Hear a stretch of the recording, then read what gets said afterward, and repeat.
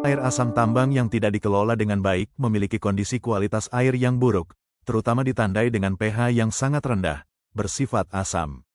Kondisi ini terjadi akibat reaksi antara mineral sulfida dengan air dan oksigen selama aktivitas penambangan. Air asam tambang yang bersifat asam dapat melarutkan logam-logam berat seperti besi dan mangan, sehingga mencemari badan air di sekitarnya.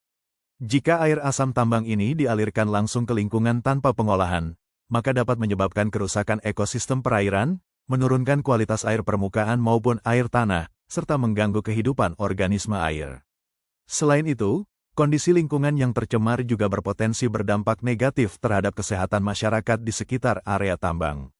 Oleh karena itu, pengelolaan air asam tambang menjadi hal yang sangat penting untuk menjaga kelestarian lingkungan. Salah satu dampak buruk air asam tambang yang tidak baik yaitu menimbulkan berbagai dampak negatif terhadap lingkungan dan kesehatan. Kondisi air yang sangat asam menyebabkan penurunan kualitas air, sehingga tidak layak digunakan dan berbahaya bagi makhluk hidup.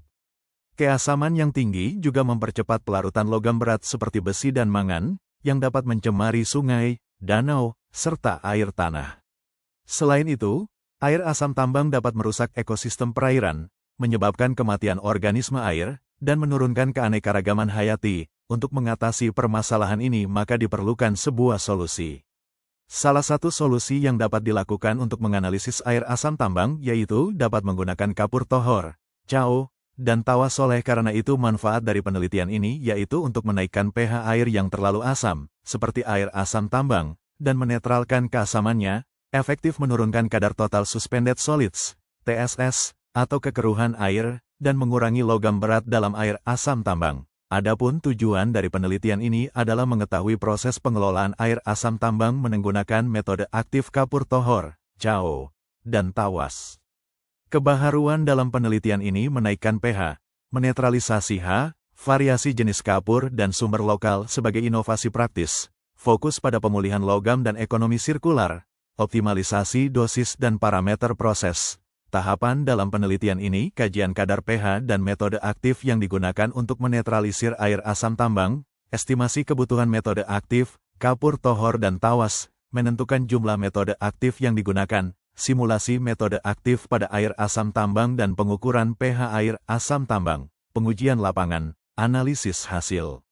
Kajian kadar pH air asam tambang di PT Lematang Coal Lestari. Kadar pH air asam tambang berkisar 4,43–4,76. Rata kadar pH yaitu 4,43.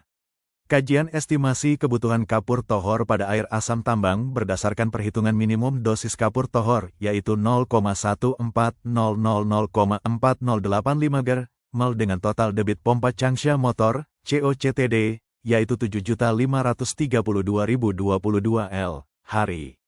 Dengan asumsi bahwa kebutuhan kapur sebanyak 42 karung per hari dan seberat 25 kg dalam satu karung.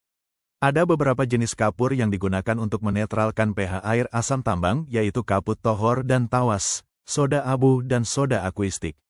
Pada akhir proses pengelolaan air asam tambang KPL Mainsum, dilakukan pemeriksaan kualitas air di outlet. Hasilnya menunjukkan bahwa air telah memenuhi baku mutu untuk pH, besi, mangan, dan padatan tersuspensi.